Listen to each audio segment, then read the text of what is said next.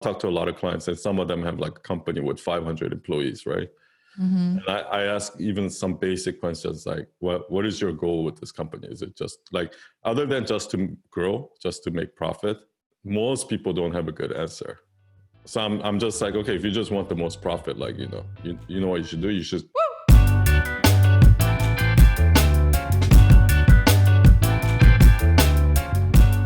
Welcome everyone to Authentic as Fuck podcast. This is episode 9. Hello, Elizabeth. What's up? We're almost in double digits. Yeah. Our last episode did really well. I think it was like our best episode yet. Here's the deal. We knew that. We listened all the way to the end. We knew it was going to be our best episode. It was good. I really now need we just to have cut to it live up. up to it. Yeah. I need to cut it up into pieces because I know those 1.5 videos are hard to watch. Yeah. But I really feel like if I could cut it up to pieces, I just need to get up my game. You know what though? Because I was curious and I've never, I just pulled it up on Spotify. I've kind of looked at it on YouTube, but I was listening to it on Spotify and that was the first time I was like, oh yeah, this is something I could listen to. That sounds really egotistical, but I was driving and I was like, okay, if I was driving or doing something where I just wanted some background noise, I could listen to us. We're not too bad. I think they're good. Like I've been getting really good feedback. Yeah. I think it's hard for people to get into in the beginning. So I think those little clips will help because then they can get a little preview first. And then kind of get into Then they'll know it's worth their time. Yeah, exactly. So we're doing something fun today. Yeah. This is going to be our Q&A episode. Q&A. We may have to have multiple parts. With the number of questions that came in, thank you, everyone. Why don't we get through as much as we can, like over the next hour or so? And then if we run out, we'll do it on the next episode. Cool. Sound good? Yep, sounds good.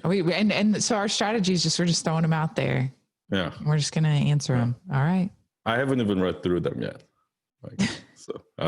That is how much we prepare for this. And some of them are not related to like personal branding or authenticity or anything. Yeah. So, some of them are good questions. Okay, I'm going to start with, this one is from Hadi Uma.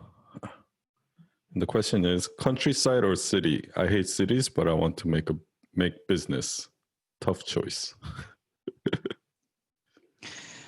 I'm a city person. We were in the whole like house shopping phase, and there's some places outside of Nashville that are relatively remote. Most people would argue they're not remote at all, but we would drive out to them and I would start to get really uneasy, like being more than 3 miles away from a Walgreens. So you grew up in Nashville? You grew up in the city? Yeah, pretty much. So, I mean, right outside, like in the suburbs. So close enough that. Do you think you can live in like a real city like New York or Chicago? No. Oh. Live there every day? No way. I need to be able to have a car. Mm-hmm. It's a control thing, I think. Have you ever heard of Uber? Yeah, but see, I'm not in control. Like the Uber driver's in control, not me. And then what if they don't show up and then they take a wrong turn and then I end up on Dateline and Keith Morrison is doing an episode about me. So no, thank you. I would like to drive my vehicle. Yeah, I'm like that too. I always feel like unease when I'm a passenger or like even when I'm on the airplane. Mm-hmm. I don't fully relax until like they, what do you call it? Touchdown or whatever. Oh yeah. Yeah. Like once the wheel hits the ground, I'm like, yeah. Dog. So I would say you're obviously city, right? Yeah. So I don't think I can imagine myself living outside. Like even in LA, I don't even think I can do that. Like I need the energy, because even in LA, if you live in LA, you're actually it's still a suburb. There are parts of it that are like cities. Yeah, people aren't living in like downtown Los Angeles. Yeah. Because I'm not really. I'm like a homebody, so I would probably stay home a lot. So I need the kind of like, as soon as I go outside, I need that energy. Like I just need, here, like when I go downstairs, like I'll see crackheads, but I also see like somebody like trying to make something of them. In your building? Not in my building, but like if I'm walking around the city, I see all kinds of people, right? Oh man. I was like downstairs, like in the lobby, just like chilling. Yeah, no, I haven't seen that. But yeah, and also like if I go to like my own neighborhood in East Village, you see these artists like, trying to like make art or do some photographers. Like you see, like in Soho, you see these models like posing, and it just feels like everybody's trying to become the best at whatever they are, right? That's what people come to New York for. Like, you want to be the best chef, you want to be the best rapper, doesn't matter what it is, you want to be the best at something. Right. And just watching those guys like trying to go after their dreams, it makes me like, shit, I need to get on top of my game, right? But if I'm in LA or something and I'm sitting at home in my car, whatever, I'm not gonna feel that. I'm just gonna be like, oh, I'm doing just fine. So you mean even like the best crackhead, the best? Yeah, the best crackheads are here. Noted. That's awesome. So yeah, I love countryside, going to countryside on weekends. Like me and Gigi would sometimes like go off the grid. Yeah. Yeah, I'm good. I'm good without the countryside. Okay, should we move on? Let's do it. What's the next one? The next one is from Alana. She's actually a friend. Atlanta, like Atlanta, Georgia? No, Alana, A-L-A-N-A. Alana. Oh, okay. I was like, okay. She's like an Instagram friend. I talked to her once. What? I talked to her on DM a lot. Okay, I was like, you talked to her once. Yeah. Yeah. All right. What if your brand is your storytelling? I need more. I don't know what that means. Yeah. I don't really know what that means either. What if your brand is your storytelling? I think every brand is some sort of a storytelling. Every brand has a story. Yeah. And if it doesn't, then it probably isn't a brand that we know. Yeah. Like maybe like your brand itself is storytelling. Like that's what they do. Maybe that's what she means. I mean, my brand kind of is at this point, because that's what everybody asks me about. But yeah, I'll just talk to her since she's my friend. I'll ask her. Oh man. I love one cool thing about Instagram is I've met people on Instagram that I connect with, I resonate with and relate to more than like some of my closest friends in real life. Yeah. And they're like, they live all over the world. And it's so crazy like that. It is really crazy. Yeah. Like it's people that cool. has like the exact same personality as me. They hate the same thing I hate. They love the same thing I love. Like, yeah. It's like the awesome. most advanced version of pen pal. Yeah. So far. So far, yeah. Pen pals have come a long way. Yeah. Did you ever have pen pals? No, but I wrote R.L. Stein a letter one time and he sent me an autographed picture. You're such a geek.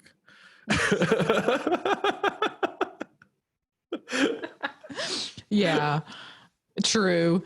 But yeah, I was really into Goosebumps. I What? mean, I think everybody was, but like when you write authors a letter, that's such a geeky thing to do. I think I had to do it for like an assignment. They were like, you have to write. They were like, choose your favorite author. Yeah, but if it awesome wasn't, he wrote you back though. He That's did. so He wrote cool. me back, and then he sent me a autographed picture, and Oh wow. and it was a letter that was like his team. Yeah. Oh, yeah. It was very obviously from his team, but I thought I was the coolest person, the only person that had an autograph picture. And it was like the old school autograph. Remember, like the black and whites? And they would have like their name underneath it. It was like R.L. Like Stein. black and white photo. Yeah. Yeah. That's pretty cool. That's cool. really nice of him, even if it was his team. Yes. Thanks, R.L. Stein. I don't even know if you're alive anymore. That's a good question. Okay. This one from Ali Diab. What do you think of multi-niche accounts? I don't. You don't think of them? they're not on your mind.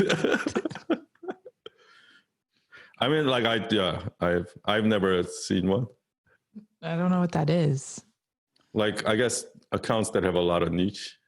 Like, I've never seen one. Probably because they don't do well. I was going to say, like, they probably don't do well because you need to pick one. If you have multi-niche, then... I mean, I don't consider like Gary Vee, Oprah, those kind of channels, like, because those are personal brands. When you're a personal brand, you're that big. You are the niche. The person is the niche, right? Mm-hmm. So you don't need a niche at that point. Right. But if you're starting out, like nobody knows you, your niche is what's gonna... I don't know. It's that niche question is so...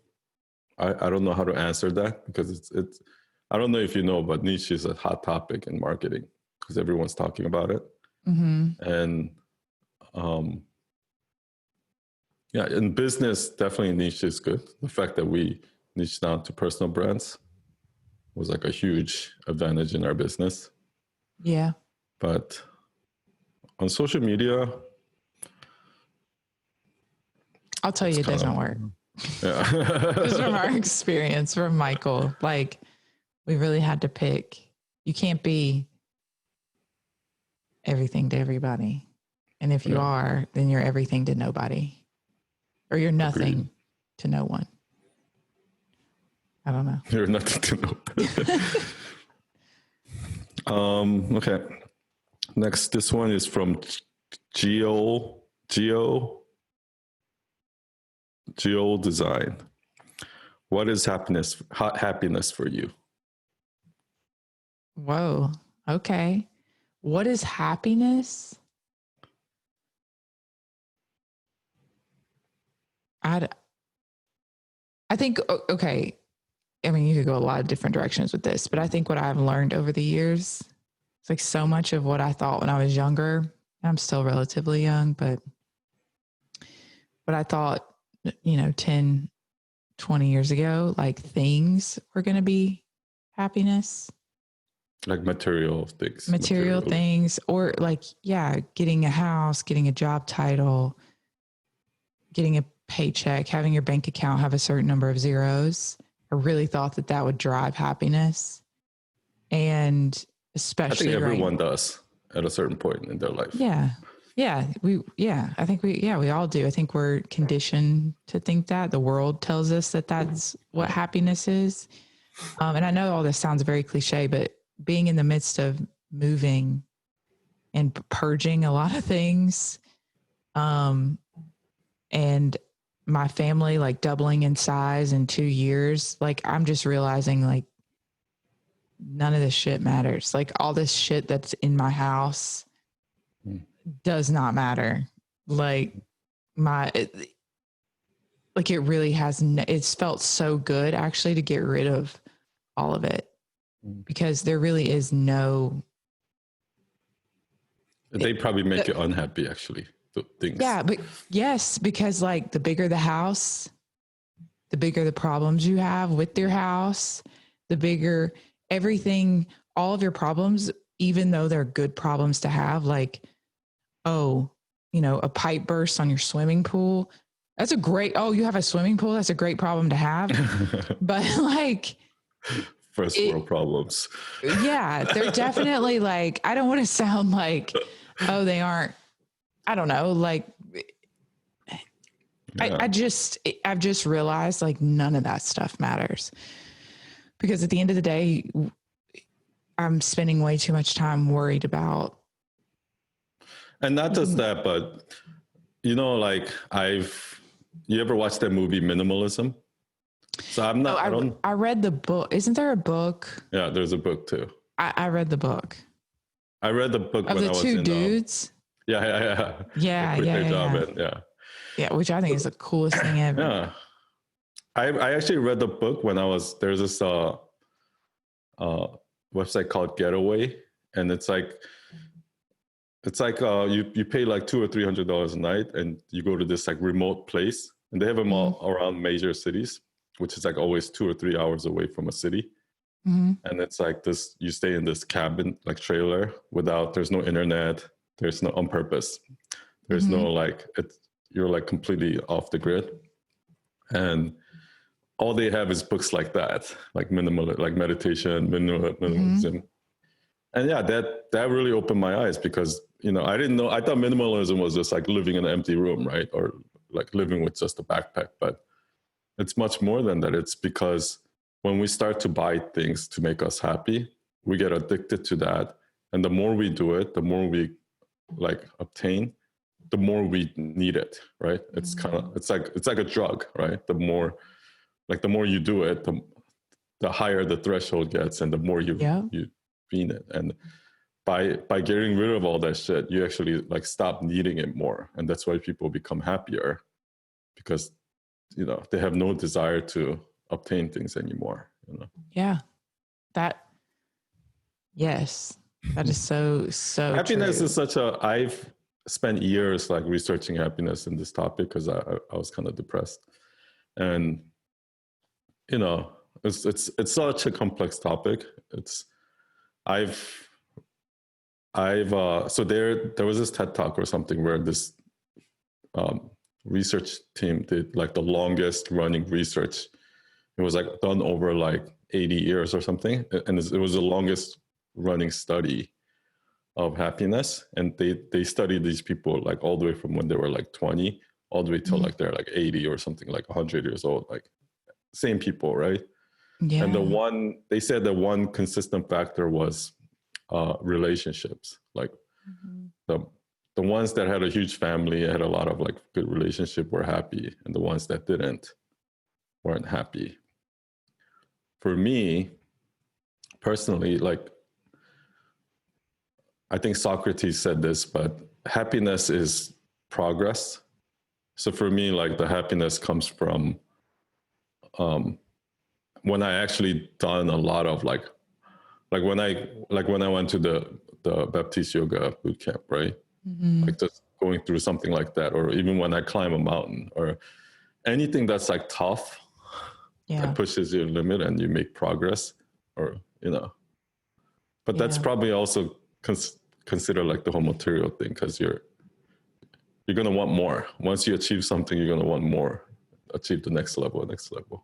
Do you think it's the achievement that drives you, or like the experience? Because I think like experiences are a big driver of my happiness. But I'm not happy while I'm like sweating my ass off like on a yoga mat, like during that moment. I'm happy afterwards. Like, but it was an experience, right? I don't know. I wouldn't be happy afterwards if it was easy though. Okay. The fact that it was so hard and I got through it. Okay. And then I'm in like this 95-degree yoga room, and then like I go outside and like fresh air. I'm just like, it's like the best. Yeah, from the 2 times that I did hot yoga, it really is the best. The best part of yoga is the end. But see, that's like, I kind of feel like that about workouts. I enjoy them though while I'm doing them. You're weird. Nobody Yeah. do his workout. I know, but it's just like this amazing feeling. I don't know. I think it's the endorphins or something. Maybe because you've been also doing it for a while. Yeah, that could be it. All right, you want to move on Weirdo. from happiness, or Yeah, happiness is such a deep topic. we can do an entire episode We can do, on that. yeah, I was gonna say we could do an entire episode. I've got a lot of thoughts. Okay, this one, next one is from, it's a two-part question, or the same person has two questions from SZX. How can I, as a young adult, find my purpose? And the second part is, how did you find your purpose? Some deep questions coming in here. But haven't we talked about this? Quite honestly, like very honestly, I hate that question. No, I don't like that's no offense. I just like I mean, but haven't you ever asked that question when you were younger? no, Really? I don't think so. Maybe I have. But like, I don't know. I don't think we ever find our purpose. I don't think that we like all have this like predetermined purpose. I don't know. I'm probably Most getting people too- actually don't. Yeah, maybe it's just these like entrepreneur types, or the ones that like want to change the world or something like that. Or like, you have a purpose on the earth, like, but not all of us are like here to like change the world. Like your purpose may be. So what's your purpose on this earth? I think Or how did you find your purpose? I don't know what my purpose. I mean, I just don't think it like there's not one purpose. Like there've been so many things I feel like I've done that like don't make me a superstar, but make me like. Your purpose is to raise your kids. Yeah. Like I had my kids, but I don't know that that's my purpose. Like, I don't know. I just don't like that question. Not that I don't like the person who sent the question, but You like don't know who it is. I have no idea who it is, but like I don't know. I just think I think the whole like find your purpose, find your why, that kind of narrative really like screwed over the millennial generation. yeah. Because now everybody's, instead of just doing, they're just searching for a purpose, right? Yeah. And if you don't if you don't know what it is, you feel like you're worthless or something like that. And also, I think another reason is religion is kind of on its decline. And I think a lot of religious people feel that their purpose is to serve God, or, that's kind of their purpose. So that makes it easy, right? If you're religious, done, that's your purpose. but if you're like atheist, it's like, yeah. But you have like so many things, like there's so many reasons why everyone's on this earth. Like there's so many reasons. And if I knew what my purpose was, I would have probably never been able to get out of my head enough to actually get there. Does that make sense? Like if I knew that my purpose was to have 2 children and to marry Michael, and God just like handed that to me and said, here's your purpose at like 10 years old, I would have probably tripped over myself so fucking much. But that God would have given you that as a purpose. Well, let's just say he did. God would the purpose would be for you to serve him. Well, that was my sub purpose. I don't know. I think that question's like. I went through this a lot too. It's like another one of those like happiness. Just like I spent years researching happiness, I spent years researching this topic also. Yeah. I went through some deep philosophical phases in my life where I would have like 3-hour-long conversations with like all these other philosophical people. And that's what happens when you smoke a lot of weed. But for me, what I ended on is like happiness, I still don't know. But with purpose, what I ended on is like, what's the purpose of a rock? What's the purpose of a mountain, right? what's the purpose of anything in this earth? It's the fact is there is no purpose. Like the purpose of life is to live. It's it's not, because like the fact that we even are here right now, that, you know, because I'm kind of like science minded, is because like whatever 14 billion years ago the Big Bang happened, 4 million years ago the earth got created and life happened on earth, and somehow we evolved, and that the chain of like cause and effect got us to be here somehow, and that humans even exist, and that we were born, like that 1 in 4 trillion chance that we're born or whatever. And yeah, so, and now we're here. So your purpose is just to be. It's just your real purpose is to live, right? I mean, if you want to go scientific, biological, your genes, like, I don't know if you read Selfish Genes by Richard Dawkins, but your genes are pretty much like everything in your body, your whole DNA is telling you like your only job is for your genes to survive, right? And that's through you surviving until you have a kid, and then that your genes are carried to your kids, and so on and so on and so on, right? That's your whole purpose from a biological standpoint, right? So so there is no purpose in life. Your purpose in life is just to live, right? And though you can make up your own purpose, but just know that that shit is bullshit because you made it up. It's not your real purpose. It's something that you made up in order to keep you happy or something like that. Yeah. I fucking hate that question. Like, that's my answer. I just hate that. Like, I just think it's a waste of time. Like, I think you're wasting your time trying to figure it out. Sure. Yeah. Like for me, my purpose might change. Yeah, it did change. It has changed. It will change. Like, my purpose right now is to have this conversation with you. Yeah. Right. Right. Like, it's just such a like waste of time, I think. I've offended so many people in this episode already. Yeah. I'm sure. We're going to lose our 100 followers. We're going to go down to like 99 followers. We're at like 116 now. On YouTube. Killing it. Yeah. Killing it. And our downloads are going up significantly too. So it's pretty good. Yeah. Getting like 200 downloads per episode. It's pretty good. Okay. This next one is from Jenna St. John. Also a friend. How do you balance selling with trust and authenticity? I like this question. Good question. It is a good one question. You like. Good job, Jenna. Thank you, Jenna.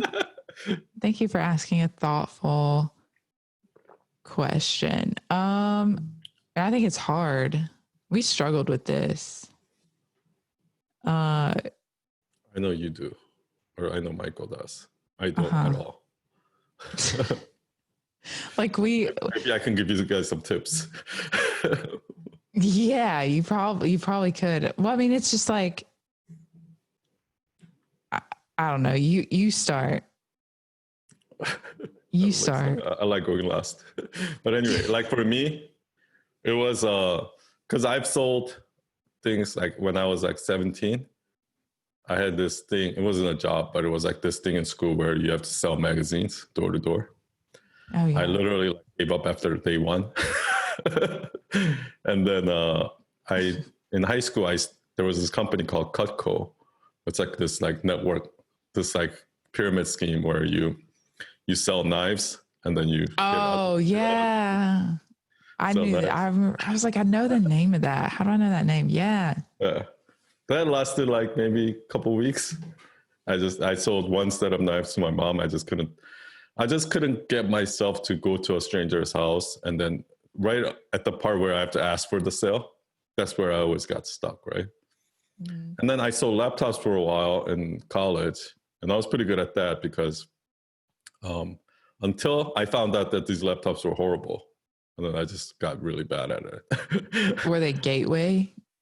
No, they were actually no brand, but the owner told me that it's like It's actually like the same manufacturer as Toshiba, and Okay. the parts and everything is, you're basically getting a Toshiba for like half the price. At that time, Toshiba was like the shit for laptops. Okay. So I just, that was my selling, that was my pitch, right? Every time. And then I was like killing it. And then as soon as like I found out they suck, it stopped. And then that was my end of my sales career, right?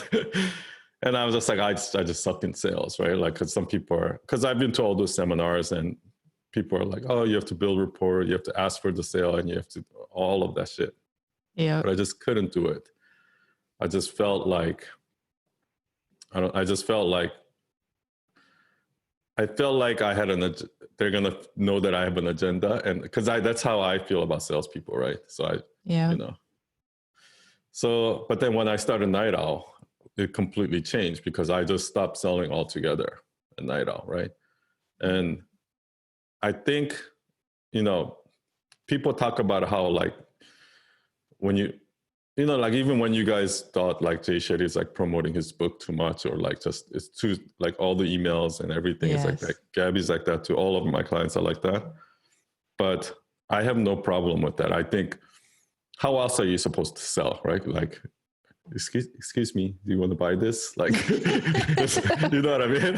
Like and if you are proud of your product, if you're like, and that's how I sell my products, my service, right?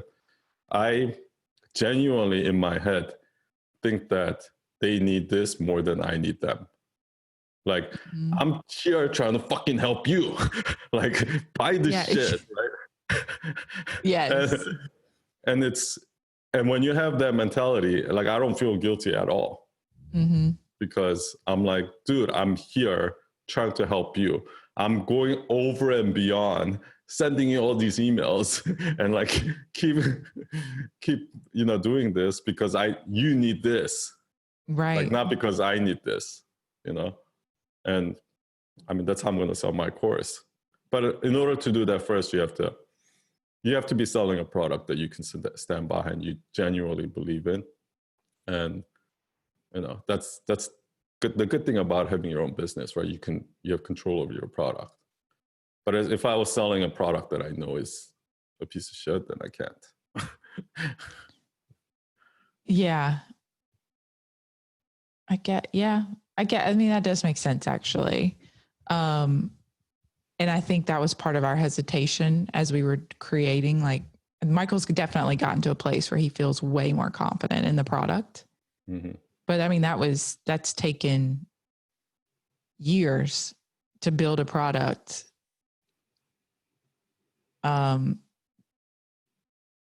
refine it and, tweak it and overhaul it sometimes in order for him to start to get confident. Like right now, he has a lot of confidence in what he has created. And so now he has confidence in selling it and telling companies, like, if you want authentic leadership in your company, you have to hire me. So I think you're right.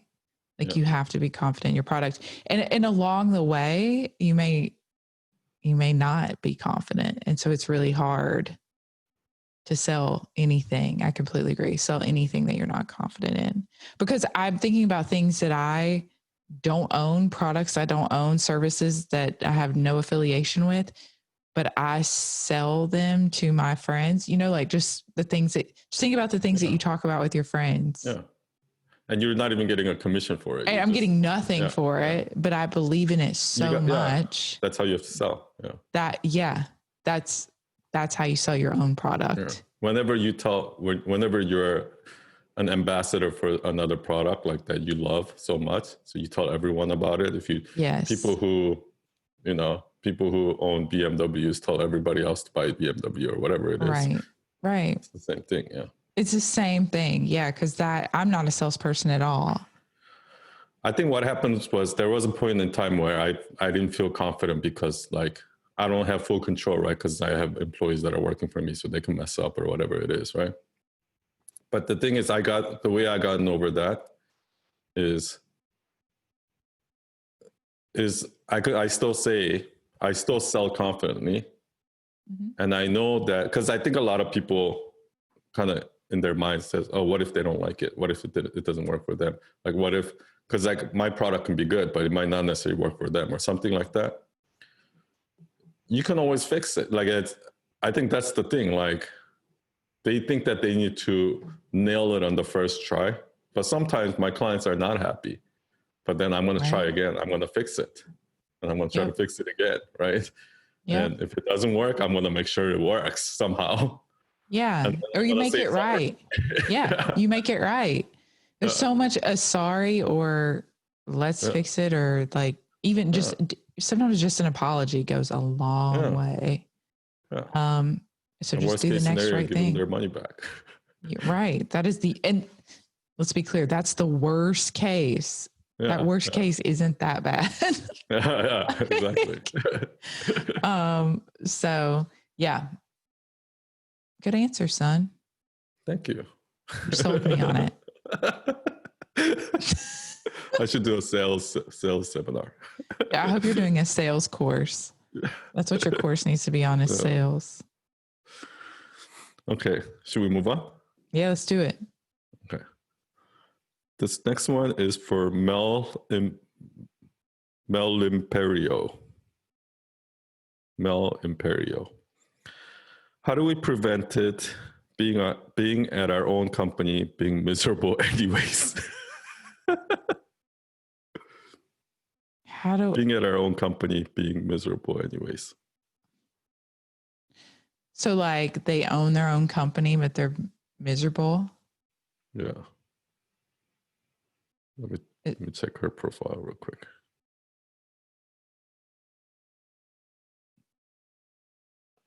Maybe she's talking about it because I talked about it once. That you were miserable at Night Owl? Yeah. You can't, I don't think you can prevent it. I mean, do you have experience with that? No. Like being at my own company, first of all, I don't own a company. So,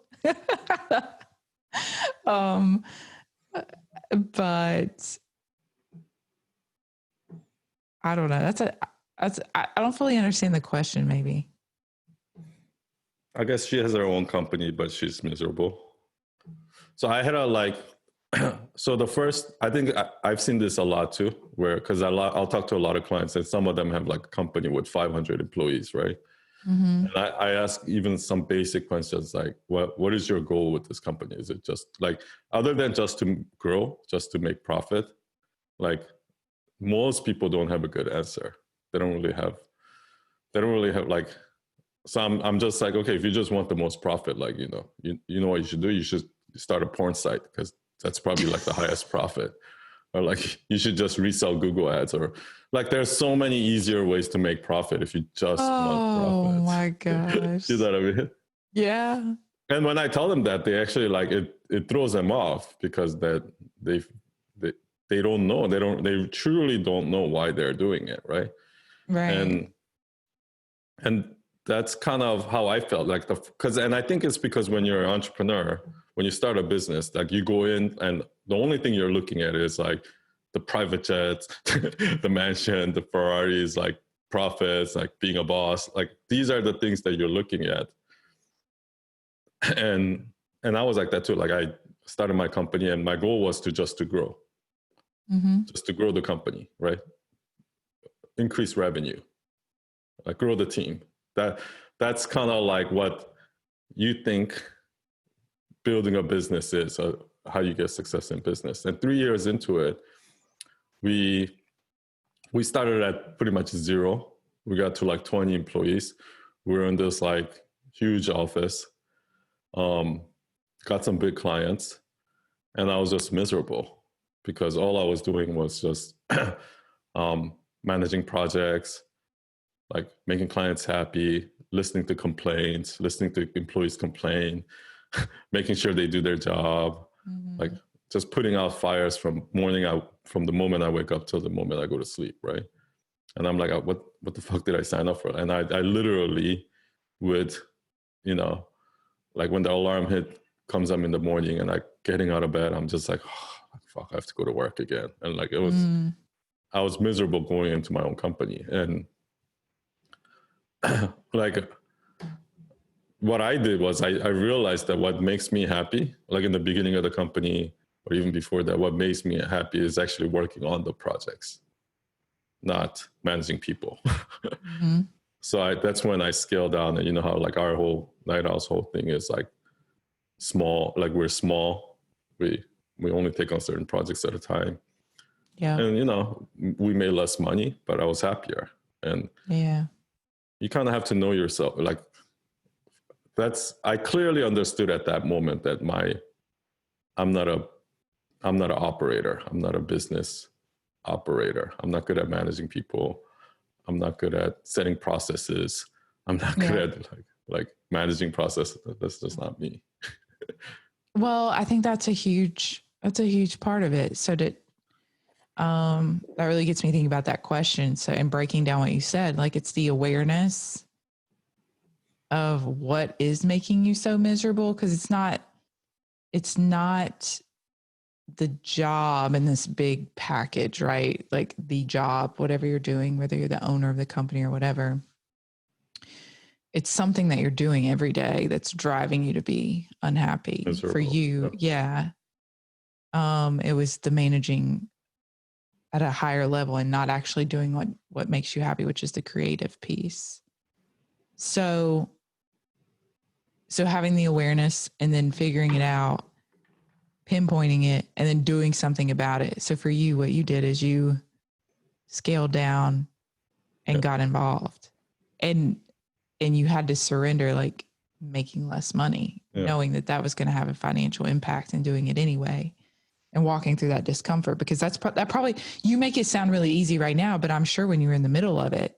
It took me 3 years to scale down because I didn't want to just fire like, 60% of the company like overnight. Yeah, but see, that's huge, because it's so easy for us to look back on these experiences that were fundamental in shaping like where we are, and when we look back, we're like, oh, we just did this thing, because you made it sound really simple. So to the person that asked that question, I mean, it's going to be really hard. I don't know how big your company is or what you do, but I think if I had to break down what Sun said, it would be the awareness, pinpoint the thing, and do something about it.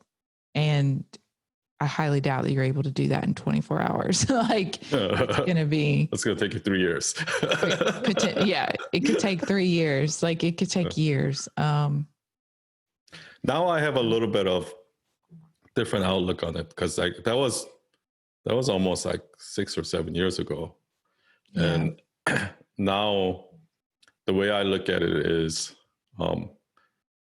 yes, you will change it, but you can still be happy anywhere you are, right? Like, so one thing that I realized is that I always had this mentality that what I'm doing is I'm providing this amazing solution to a problem, right? Creative solution to a problem for the client. And I just need to, even if like the client doesn't agree with me, my job is to deliver the best solution or something like that. But after 10 years of doing this, what I realized is that, most of the time, like, and my company, I pretty much I can pick and choose my clients, right? I'm turning down clients all the time that I can pick and choose clients. And even at that point, like more than 50% of my clients don't want that, don't want me to go against what they want in order to provide the best solution. What they want me to do, they just want me to listen to them, right? And for most, and that's me, right? Like me at the point where I'm turning down 90% of projects. If you're beginning out where you're like dying to get new clients and things like that, you're like at that stage, pretty much 100% of your clients are going to be like that. Like they don't give a shit about what solution you can provide. They just want you to do what you tell them to do. And what I realize is that you have to find happiness in that. You can't find happiness in the fact that, I'm going to make this masterpiece work. No, you have to find happiness in the fact that I'm providing this, I'm serving this client with my skills, and I'm going to put a smile on his face. That's what you have to. And if you have that shift, because I know a lot of creatives that are like that. They're like, oh, this client's so fucking annoying. Like, you know, they want to do this, but that shit is not going to work, or that, you know, that's like, make the logo bigger, like that whole shit. Like, that's what designers always talk about. Like, clients always say, make the logo bigger. Like, oh, like, make the logo bigger and put a smile on his face, and that's where you're gonna get the pleasure. Yeah. Make the logo bigger. That should be on our swag. Look.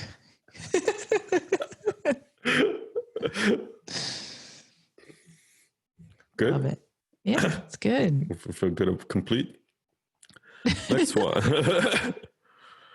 Hello, Rockstar. Hello, Rockstar. How do you grow and stay authentic? Feeling a bit philosophical today. Yes.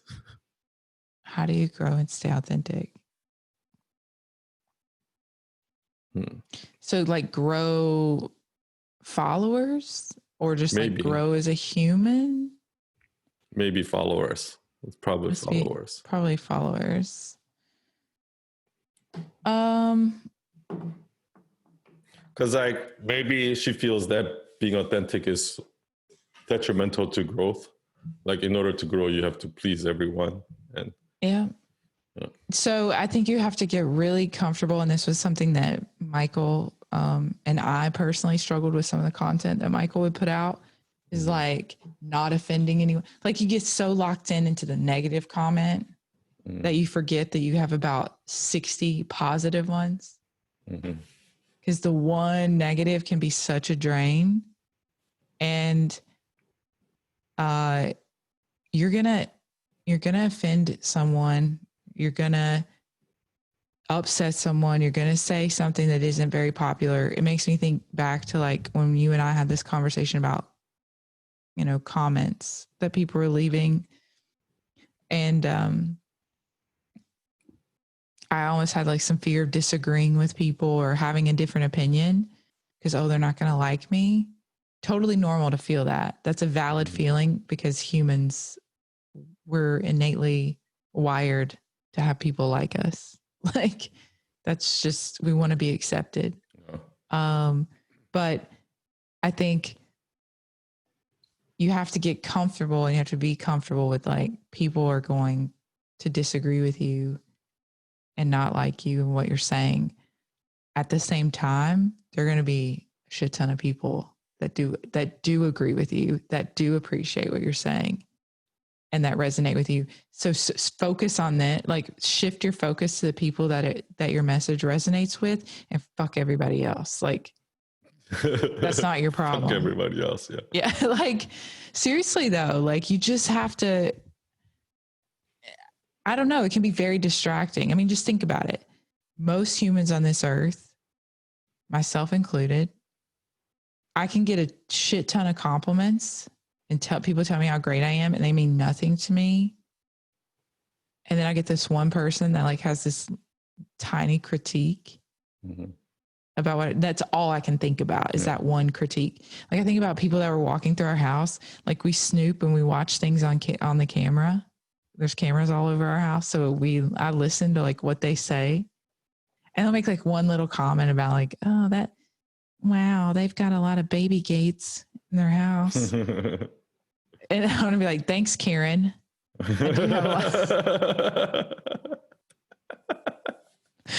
do have baby gates in my house because I have two tiny humans that I need to keep in prison. But I get so focused on that I forget that they make all these great comments otherwise. But I don't know. I mean, that's not even a negative comment, but it wasn't really even negative. Yeah.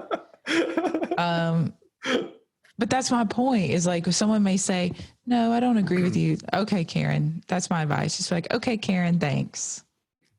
Bye. I mean, this is what I noticed, right? Like, the growth accounts that are pleasing everyone, giving everybody what they want, they grow pretty quick like from the get-go, and they grow like like this. My account grew like this. And then like it grew exponentially. And Yeah. what I'm noticing is that the difference between, like, they depend on the algorithm, they depend on those kind of things to grow. Mm-hmm. I noticed that a lot more than other accounts. I have a lot of people that are saying, hey, my sister sent me this, and I just spent all night looking through your content. Or, hey, my best friend sent me this. Or, hey, my mentor sent me this. And that's how I found you. I get a lot of messages like people saying that they found me because so-and-so specifically, not somebody shared it on their stories, Right. but somebody specifically emailed it to them or told them, you have to check this out, right? Right. And the reason why I think that's what's happening is when you're just fully being authentic, there are other people. Yes, you're not gonna get on the explore page, or you're not gonna get that steady growth from the beginning. But once people start becoming your fans, and they're like, oh wow, this guy's a lot like me, right? This guy hates the same thing that I hate. He loves the same thing I love. When that starts happening, those people also have a lot of other friends that are like them in real life. Yeah. And they start telling them about it. Whereas in, the growth accounts that like are just giving the vanilla like educational stuff and things like that, they're not going out and talking about it to their friends. Like, whereas in, like, I have people that are saying that like, oh, me and my friends stayed up all night looking at your account and talking about you. Yeah. Like, that means something has triggered them and deep inside. Yeah, exactly. Yep. So, and when you do that, it grows exponentially, because once you get to this point, you have more people talking about it to their friends. And when you get to that point, you have more people talking about it to their friends, and so on and so on. But do you have any trolls? I mean, like less than 0.1%. Yeah. But I bet is it hard for you to ignore the negative comments? No, No. I think I've become pretty good at checking my ego. Cool. Yeah. But it's not from Instagram. It's because of running my business. I've had a lot of people disagree with me and hating me throughout my business, and I've learned not to. I think as a creative, you kind of put yourself out there for like scrutiny, for hate. Because I can't imagine creating something. It's one thing if like you're trying to sell a product that isn't yours necessarily, like you didn't create it. Yeah. So, and then, having a client that gets upset, or like someone who doesn't want to buy it. But when it's something that like you made from your brain, you show it to someone and they're like, make the logo bigger. Yeah. That's why these designers like, no, I'm not going to make the logo bigger. Like, yeah, it's so personal. Yeah, it's the same ego. Yeah. Like, let it go, dude. It's not your logo. Make the logo bigger. I think one thing that I kind of try to do is once I finish while I'm finished, because then otherwise it's also easy to like not do a good job on the project too. So once I do is I fully use my ego when I'm actually working on something.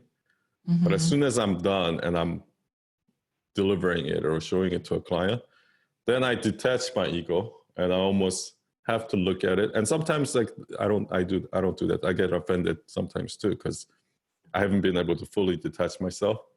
But once I detach that ego and look at the design as if somebody else did that design, then it becomes easier. Yep. Which, I mean, can be really hard, I'm sure, like for Instagram accounts that are trying to grow. Like it's something personal, very much like creating something. Yeah. So once you post the content, post it out there.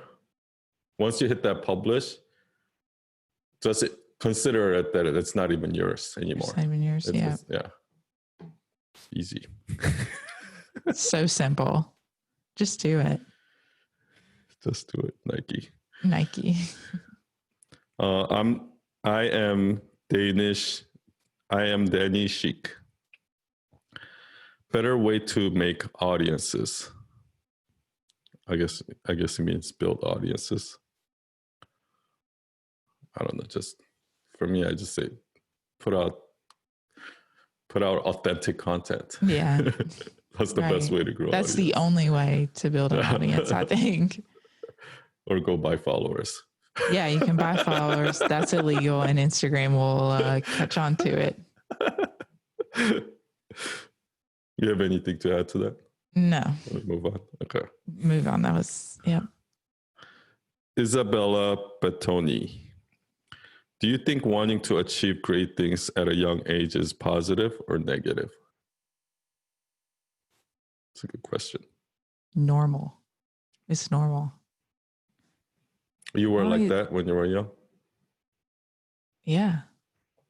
Well, I said, you don't think that the world conditions us to like want to achieve great things, or like, especially I feel like my generation was told like we're all going to achieve great things. We're all going to like. I think Americans are. Okay. But I think a lot of Koreans aren't. Especially I think Americans are this generation. Whereas in like past generations, I think a lot of people are like, oh, my dad's a plumber, I'm going to be a plumber. My dad was a farmer, I'm going to be a farmer. Like they pretty much, nobody's thinking going like, oh, I'm going to be the next Steve Jobs. You know what I mean? Yeah. Yeah. So do you think it's positive or negative? I think it's negative. Why? I read this one. So you know that like from 0 to 7, when you're at age 0 to 7, it's like the most crucial part of your entire life. Like your entire life for the rest of your life, your adulthood and everything is pretty much determined from the age 0 to 7.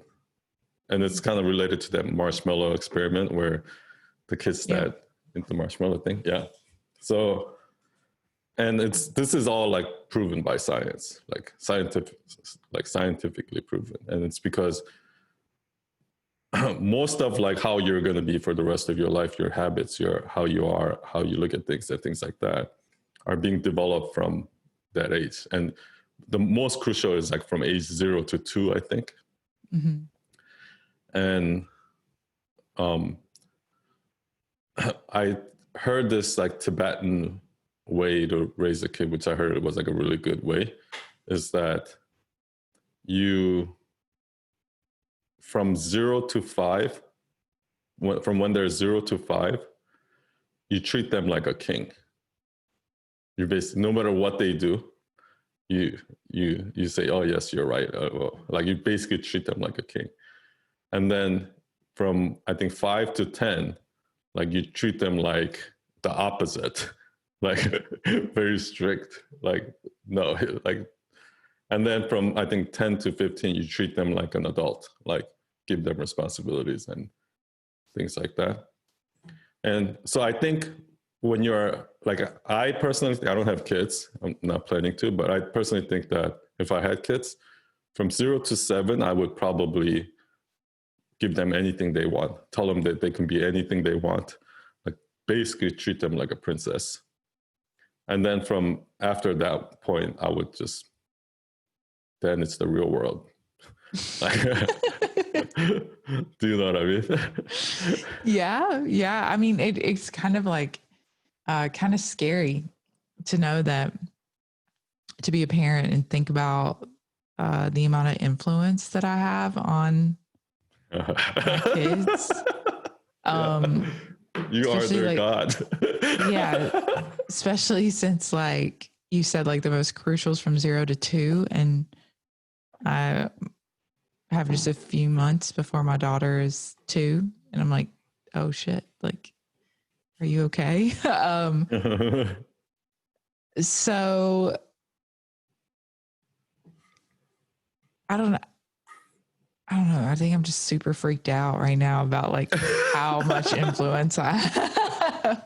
And I'm like, did I do it right? And then I'm like, oh crap, it was in the middle of like a quarantine situation. I didn't socialize her enough. Like I'm having a lot of, oh crap, did I do this right? But so I guess it's balance. I think it's not positive or negative per se.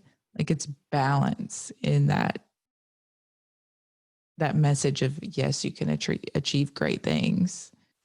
Because I know my parents like, and it worked out for me that they were like, you can do whatever you want. If you want to be the best pumpkin carver there is, go be the best pumpkin carver. We're behind you 100%. If you want to be the best dog, you know, it didn't matter. Like the my world, parents were like that too, kind of, actually. yeah. Like they supported whatever I wanted to do as long as I was willing to work hard and like do whatever it took to achieve whatever it was, like cool. And they're still like that. I kind of wondered what they would think if when I quit my corporate job and wanted to go be a personal trainer. My mom was like, that's awesome. You love doing that. You're going to be great. So I think that the world defines great things in this very specific way. It's up to you to define what that great thing is and just go do it. As long as you don't get honed in onto somebody else's great thing. Does that make sense? That's when I think what's happening is the two spectrums that you're talking about, like the balance is, I see a lot of millennials where they're, you know, the whole like last place trophy thing, like that they were told that they can be anything they want their whole life, and then they all the way up until like college, and then boom, they go in the real world. They realize that they ain't nobody, like they're jack shit, and they can't deal with that because they're like, I'm 21 years old. I should be the CEO flying private jets. Like, and then the reality hits, and it's just they can't get over that, and then they start getting depressed, like if they can't make it happen in like 2 years or something like that. Right. And on the flip side, I see a lot of people where there's that lot of self-negative talk where, oh, I'm never going to be like that. I'm never. So they don't even try. Yeah. So that's kind of like what I see. I think right now there's more of the people like thinking that they can be whatever they want and this shit hitting the fan. I think there's more of that, more in that camp. There's a lot more in that. Yeah. That's why I like my strategy. Until 7, you can be whatever you want. Buy them whatever they want, give them anything they want. And I also like what Gary Vee says. Like he says, the biggest contribution to his success is his parents. And it's because his mom was like that. His mom was like, anything you want. Like it's just 100% supportive. His dad was the opposite. His dad was like, no, you ain't gonna do jack shit like that. Like if you fail. So he had the balance. Yeah. Yeah. There's balance. All right. Next question. Feel good? Yeah. Next one is from Gerald Media. What's better North Star for creative entrepreneurs than financial success? Anything is better than financial success. Yeah. Financial success is literally the worst. Early. Yeah. Unless you want to go start a porn site. Oh yeah. That was the answer. Next. Yeah. Next. Diego and MRT. How important is it to start working by yourself in small projects without having like 1 year of experience? Or like at a corporate job or working at a company. Like,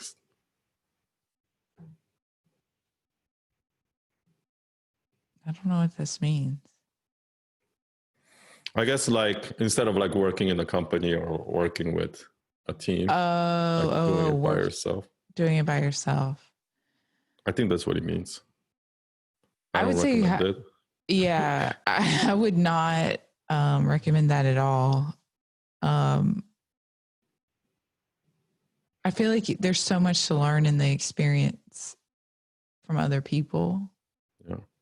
Get your like, you may learn some good things. I'm not saying you're going to learn exactly all the things you need to do. You're probably going to learn a lot of things you don't need to do too. But you need that experience because there are people around you that know a shit ton more than you do. Yeah. And you think you know it all. Right now, if you're young, you think you got the world figured out, but you don't. And I also like, I mean, like that. It goes back to the whole millennial last place trophy thing, right? Like everybody thinks that they can be the next Mark Zuckerberg. You have something very special, and you have some special contributions to make, and you have a unique perspective that is valuable. So I don't want to take that away from anyone. You do have a unique perspective that is needed and is powerful in its own way. And your perspective is needed. It's just that don't let your ego get in the way of refining your perspective and help, and it will help you in the long run. And once you are ready to like venture out, I would say be resourceful. Have a group of experts and people that are a little bit further along in the path, have a little bit more experience than you do, because those people will help you. And there's no shame in being resourceful and asking for help and not having all the answers. Because I think that's a lot of the fear when you're young, is like saying you don't know. Mm-hmm. I don't know why it gets a lot easier to say you don't know when you get older. Or at least it is. I mean, I still know a lot of people, older people that. That's true. It's gotten easier for me to say I don't know the older I've gotten. I think the more confident you are, the easier it is to say I don't know. Right? Like it's like as I started making more money, like I didn't feel like I need a nice car. I didn't feel like I need to wear nice clothes. I didn't feel like I need to. Yeah. But when I didn't have money, I felt like I need to always constantly prove myself, like prove. Yeah. But so that's my answer. I agree with everything you said. And for me, it's even small things like working in a company made me learn, like from an employee's perspective, what I don't like, what kind of treatments I don't like from the company versus what I do like, right? Yeah. So that you can treat your employees a certain way and things like that, or how an organization. Yeah, like that. Exactly. Like you're going to get so much more from the experience than just a specific, that's a great point, than the specific art that you're trying to learn. Yeah. You're going to just get a perspective on how to be a better business owner and a better leader. Yeah. Great question. Great question, Diego. That actually is a very good question. I'm happy you approve. We still got a lot more, so let's do. Let's see if we can do like 3 more. Okay, let's do 3 more. Then I think we're kind of halfway. I told you this is going to be a ton of questions. Like, let's just answer them all in one podcast. I'm like, are you serious? It's a lot of questions. People are going to be bored. I feel like this is boring. You think we're being boring? You're boring? Yeah, I don't care. Gosh, son, you're the best. Next one is from Mehar Labana. I feel lowish all the time. IG is supposed to be fun, but it stresses me out. How to deal with that? Do you ever get stressed out on IG or social media? No. Building social media? I don't, but You've never? No. Well, never. I guess I got to think about it. Okay. Elizabeth Brody Way. No, I do not care. No, yeah. I mean for Michael. Yeah. Yeah. Yeah, I think so. Because I look, I mean, it goes like our last episode talking about comparison, looking at what other people were doing, thinking that they're doing a lot crappier job than we were, but yet they had all these people like following and sharing their content. I think that was a big part of it. And then also like comparing the amount of content that Gary Vee puts out to the amount of content that we were putting out. Like needing to catch up to the number. Yeah, like being able to post like 25 times a day, or thinking that that's what you had to do because that's all he. But then like right now, I have a lot of FOMO about the fact that like I should be doing more on YouTube. I should be doing more on LinkedIn. Yeah. I'm just completely ignoring those. Yeah, and it stresses the shit out of me. Yeah, but you know what? Like, I don't know. You got to pick your lane and let it be more organic. I think like that's all these people. If it's stressful, then I feel like it's not. The intention is wrong. Like getting stressed out by the amount of followers you have or amount of likes you got or whatever could potentially drive you to do content that you're not. That's inauthentic. That is inauthentic. So if that's what's driving you, then that can be very stressful. Yeah. And I also think that it slows you down. Like for me, like if I'm working on something that I don't want to do, it can take me 10 hours. But that same exact thing, if I really wanted to do it, I can do it in an hour. Yeah, exactly. So that means I could have done 10 times more. Yeah. Just because I enjoy doing it. Yeah. Yep, exactly. I would also advise, take a break. Because if it's stressing you out, like when I took a week break, by the end of that week, I was like itching to make content and it became fun again. Oh, see, everyone deserves a break. Yeah. That's good. All right. The Menakas page. The Menakas page. These names are so hard to read. I know. We're probably messing up, but yeah, I probably messed up every single one. Yeah, that's all right. They'll remember what question they asked. How to have positive perspective towards what we do.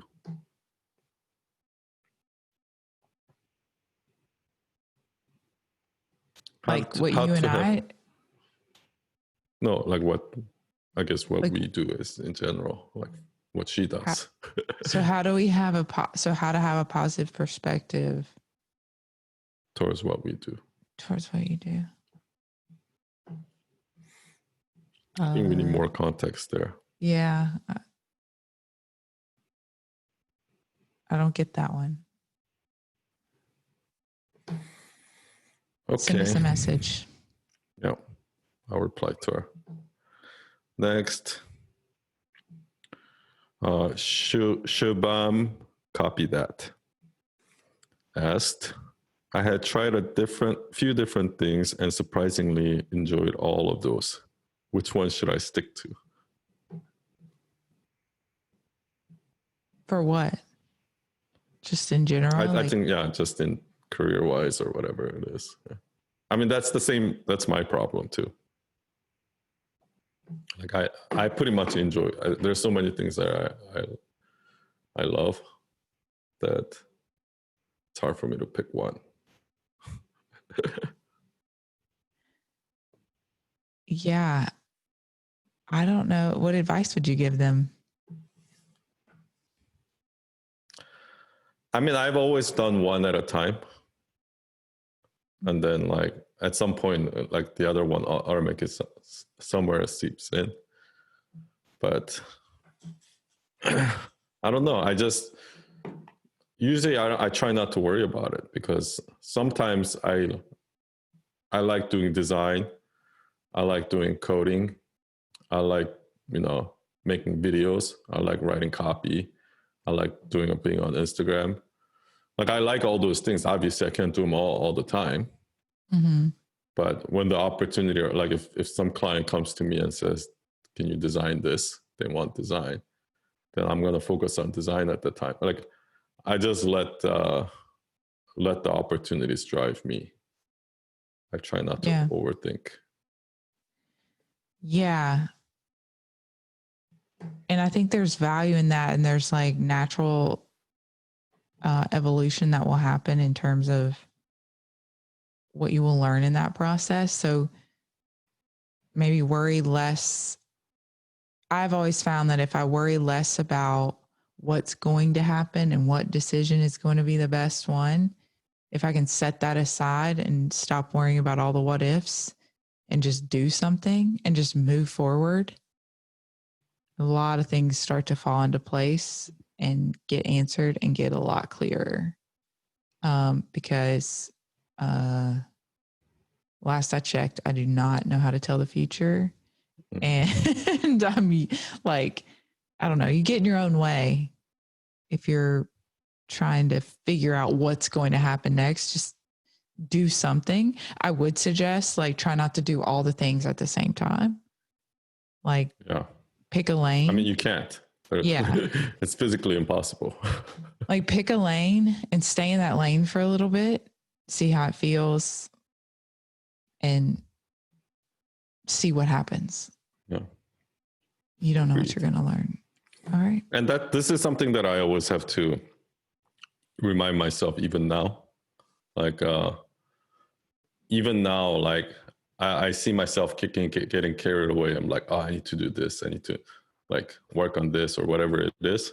Mm-hmm. And I constantly have to like remind myself, like, no, you don't. Like, you just gotta do whatever is coming in your way at that moment. And you just need to give that all. Because a lot of times we don't, when I'm thinking about like, oh, like right now, if I'm thinking about like, one of the things that I'm worried about right now, or not worried, but one of the things that I'm trying to do right now is like to do more PR. Mm-hmm. So I've been talking to like PR people and like, trying to like pitch to press and things like that. But like, obviously I don't have enough time to put into that. So, but I can't sit there and worry about that. Like, I just be like, okay, when it happens, it's going to happen. And right. And when it does, it's going to be a nice surprise. There you go. There you go. That's exciting. You're doing some PR stuff. Yeah. I'm working with this person who does PR, and she's kind of like helped me pitch some publications. I've been actually talking to a lot of people some of my followers who are kind of like influencers, mm-hmm. who's been featured. So like they've been introducing me to people, and like, this next 12 months, I'm going to go. My goal, my unofficial goal or my aspiration by 12 months from now, 12 months from today, is that Gary Vee is going to ask me to come. Gary Vee is going to want to interview me on his podcast. There you go. That'll be awesome. Yeah. That's my goal. I like it. Well, I want to know when it happens. I think you'll do it in 11 months. Or 5 years. And then just let him know that Michael Brody-Waite would love to be interviewed too. Yeah. I'll ask everyone. Yeah, there you go. Can I bring a friend? Okay. Yeah, there you go. But yeah, I mean, I've been thinking about this for like, ever since I talked to Laura on IG, like mm-hmm. we did a live, and I've just been like, fuck yeah, I don't want to be the best kept secret anymore. Mm-hmm. Right? I really feel like if I just like, I'm always like, oh, I don't care, blah, blah, blah. But I really feel like if I just put my foot down and just put the pedal to the metal, Yeah. I can build this thing pretty big. Yeah. And you know, yeah, I'm gonna the word that she used is son, you have to allow yourself to be the star, right? Yeah. And I really resonated with her because she said she did the same thing. She's like, I don't want my picture on my website. I'm a copywriter. She was always like the behind the scenes person. And 2 years ago, she had that mindset shift. And she said, you know, a lot of people say, we talked about this, like a lot of people say we do this, like and a lot of people hide behind that, like, and a lot of my clients are like that. They say, oh no, it's not me. It's not all about me. It's our team doing this. It's a teamwork. Yeah. Michael does that. Yeah. Everyone does. I do that. I'm like, oh yeah, we're going to help you. And we do this. And Laura said, no, like say I'm going to help you do this. I'm going to do this for you. What you're doing is you're showing up. You're not hiding behind this company. You're not hiding behind this thing. You're putting yourself out there, and you're allowing yourself to be the star. At the same time, you're putting yourself at the risk of getting shamed if you can't. And that really makes you take accountability, you know? Yeah. So that's what I'm going to do. I'm going to put myself out there. Do it, man. Do it. Do it. Do it. We're doing one more question. I think that was it. You want to do one more? Yeah. Last one. Let me find a good one. Oh, can we do the one like, what would your theme song be? If you had intro music, what would it be and why? That's such a good question. God, we've been having all these like hard, like philosophical life questions. That one, I already thought about what my answer would be. I did do a little prep, so it would be Fireman by Lil Wayne. Of course, Lil Wayne. Pretty much any Lil Wayne song, but Fireman, I think, because it's like, shh, the fireman's coming. And then all the sirens go off. That's what I would walk. Use that? Do you think we can use that? Or do you think we'll get like sued? Oh, we probably get sued. I don't know. He probably doesn't care. He'd be like, oh, that's awesome.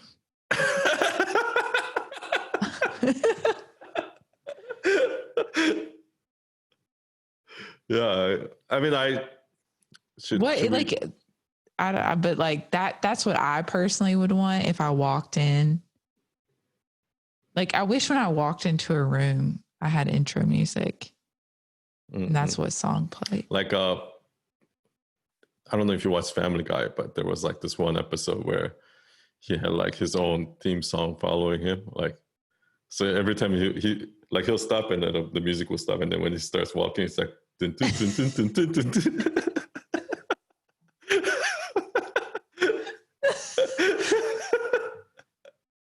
That's what I want. Yeah, I wish I had that. But we can hire like songwriters like on Fiverr or something like that to make like intro music for us. Oh, really? Yeah.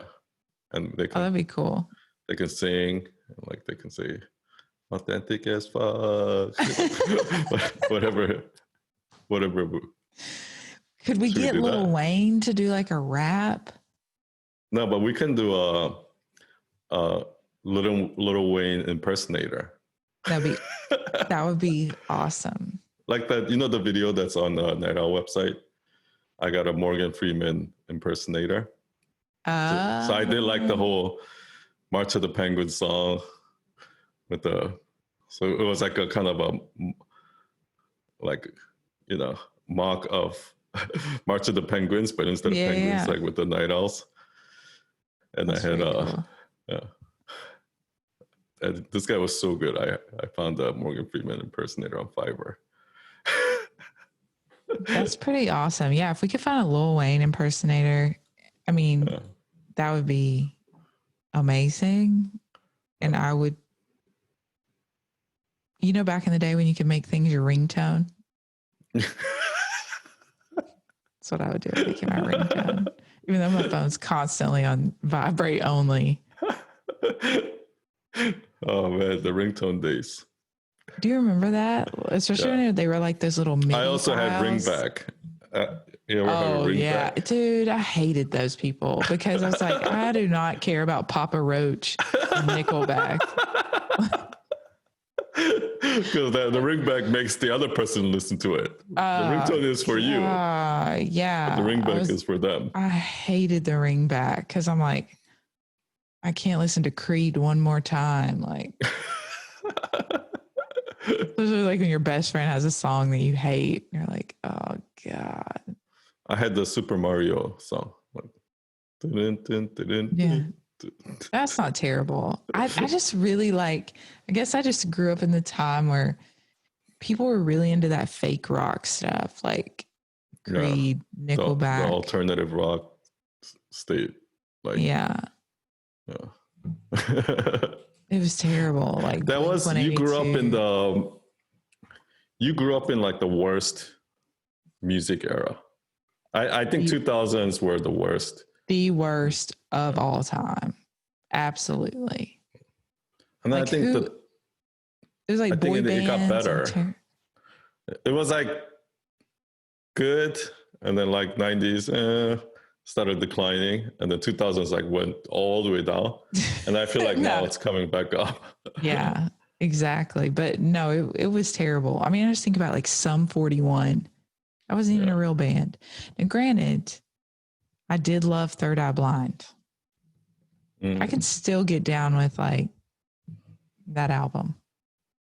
But Third Eye Blind was, I guess, kind of more late 90s.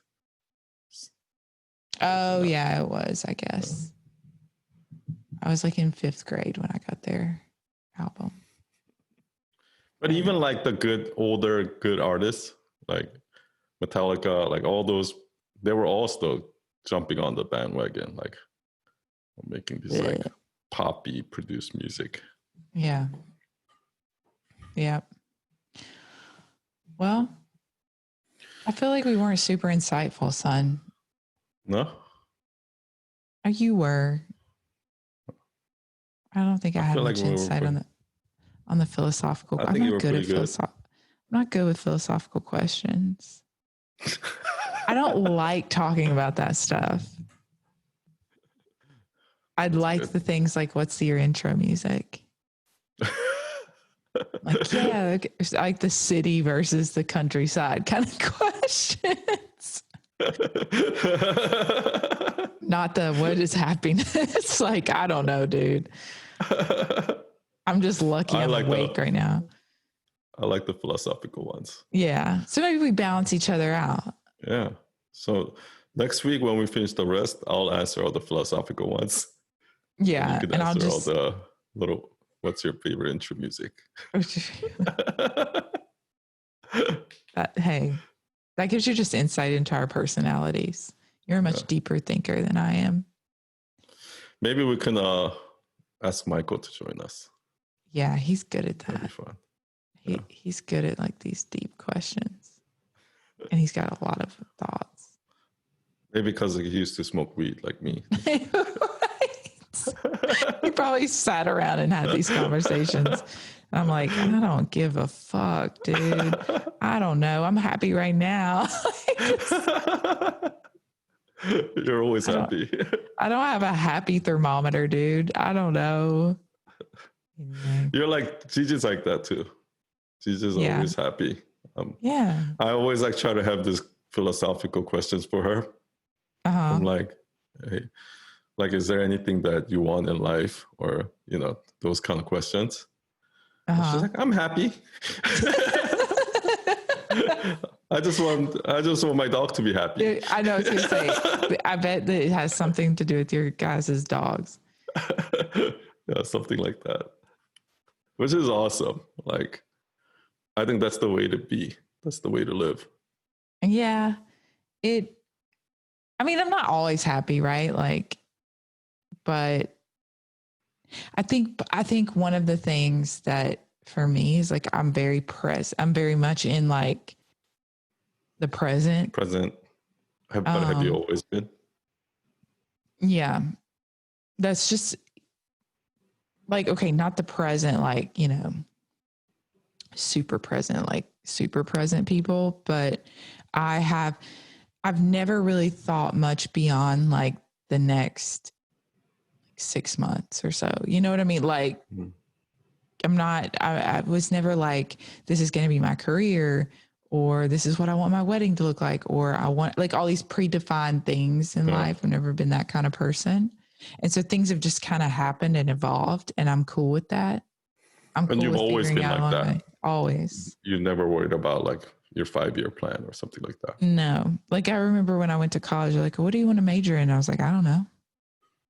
I have no idea. Are there classes I can take before I decide that? Like, I think that's key. That's key though. Like I think there are a lot of people like me who can't get themselves to be like that. It takes work for us to be like that. But you're just naturally like that. And Gigi's naturally like that. Like, yeah. That's why it's, you know, it obviously Gigi has her ups and downs, like when she's not happy either. But yeah, at the same time, it doesn't take very much for her to be happy. She could be happy just playing with Sky, or you know, she can be happy just looking at the sunset.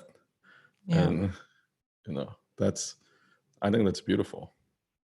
It's awesome most of the time. Thank you. Like I agree. Like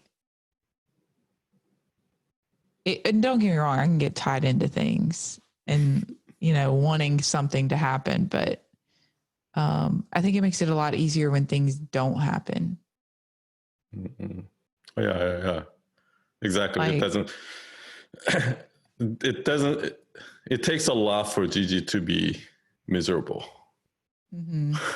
I don't even think she's ever been miserable. I don't think I've ever seen her be miserable. Like even at the worst point of our life, like when we're like sleeping out of our office and taking shower at the New York Sports Club. Yeah. She was happy about it. She was able to find like happiness in it. Yeah. And there's like, I'm sure it's like little things that make her happy. I'm making an assumption, but like if Michael brings me like my favorite drink from Starbucks home, surprising me, like that's going to make me way happier than if he went and bought me something from like Tiffany's. I don't know. Like, I don't know. Like it's, I mean, I think Gigi likes both, but I like both, but just like, I don't know. It doesn't take like, I think it's about the same amount of happiness. Like, do you know? Oh yeah. Cause they're not like these big, huge swings. Yeah. And I love that positive. I love having that positivity around me because I really need it. Yeah. And it makes, when I'm so stressed about like all the work I have, or like if things are not going well in the business, and just one of those days where I just feel like I'm at really low points, you know, just like Gigi being there makes it all okay. You know, it makes it realize that, it's not a big deal, you know? Yes. So funny because Michael and I have conversations like that all the time. Like he's like, I've got so much to do. I've got so much to this. I'm so stressed out. Like I'm so far behind.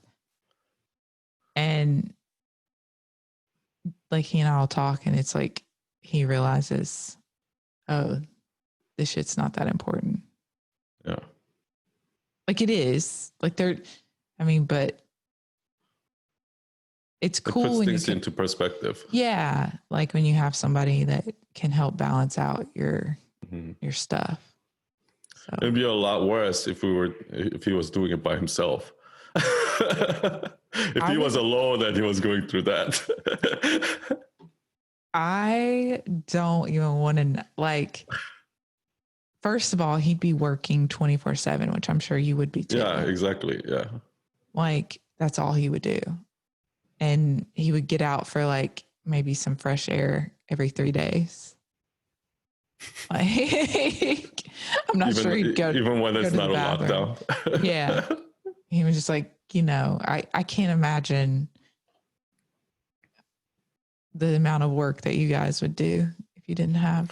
Yeah, and that doesn't mean we're going to get more done at the same time, because I think what happens is, when you're in that place where you're just like working like 18 hours straight or something like that, I think it's hard for you to like see like from the bigger picture.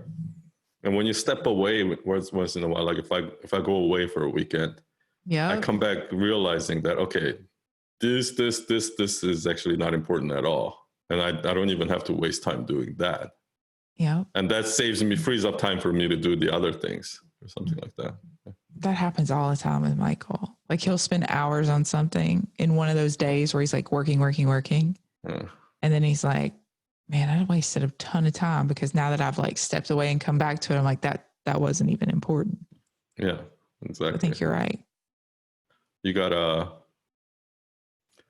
what do they say? You have to slow down in order to speed up. Mm-hmm. Yeah. But it's easy though, I'm sure when you guys get in that groove and to just keep going. Yeah. Because you're like this. Yeah. So I'm not even thinking about anything else. I'm just like, I need to finish this. Yeah. Without knowing like, why do I need to finish it? Yeah. But I'm going to finish it. Yeah, exactly. Yeah. Get sucked in. You guys are so similar. It's funny. In your own, like you're very, very similar. I mean, obviously there are differences, but and it sounds like Gigi and I are similar, which is that's good. Yeah, we need that balance. So like, I guess that means like both Michael and I have met our perfect soulmates. I hope so. He better not meet anyone else. This train stops here, man. Like, we got 2 kids. I'm not doing this by myself. So. Are the babies sleeping? Yes. So, like I have Wolfie on the monitor. Yeah. He's sleeping. He'll be waking up soon. I'm sure he'll get hungry. I've been working out at like 1 o'clock and 2 o'clock in the morning. Like waking up or? Well, I'll like, whenever he gets up to eat, I'll like feed him and then I'll go work out. Wow. And then you start your day? I'll put him back. Or? Well, yeah, most of the time. Like I'll put him, so let's say it's like at like 2. He gets up at like 2 and then I probably get him back down by 2:30, 2:45. And so then I get down to the gym. We have a gym in our house. So I'll go like work out at 3 and I work out for an hour. So it's about 4 at this point. I have just enough time to take a shower before he wakes up again to eat. So then I'll feed him. So then it's like 4:30. And then I'm like, either. What time do you go to bed? Usually right when he does, around like 7:30 or 8. So I'll get like. So you're way past your bedtime right now. Yeah. And then my daughter gets up at 6. So I have from like 4:30 to 6 that I can either try and sleep or pack, or I try to sleep or rest. But how can you sleep after? I can't sleep after I work out. When you're this tired, it's not that hard. Oh, really? Like I need to get there. Yeah, like, but like some days I can and some days I can't. But after I've taken a shower, I'm pretty like tired. Plus, I've been up for like 4 hours at that point. So yeah, you're like halfway through the day already. Snap time. Yeah, so I'm like snap time. Yeah. Yeah. All right, you should get to bed soon. Yeah, so I'm gonna go get ready for bed and get a few hours in before he wakes up. Yeah, before you wake up and go work out. I'll go work out downstairs. Okay, we'll continue the rest of the questions next week. Thank you so much for staying up. Thank you guys for sending them, and thank you for having me and being flexible. Oh yeah, of course. All right. Thank you, everyone. Thank you, Elizabeth. See you next week. Thank you. Bye. Bye.